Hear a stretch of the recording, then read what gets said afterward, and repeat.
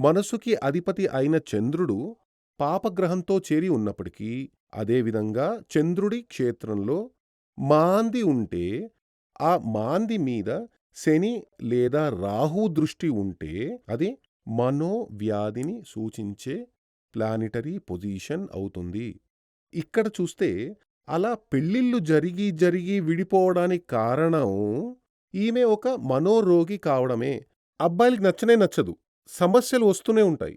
వాళ్ళు అయ్యో! వద్దనుకుని వదిలి వెళ్ళిపోతున్నారు. అదే జరిగింది. కాబట్టి ముందుగా ఈమెకి ఆ 2 మార్గాలు. ఒకటి మంచి సైకియాట్రిస్ట్ వద్ద చూపించి మనోవ్యాధికి చికిత్స చేయించాలి.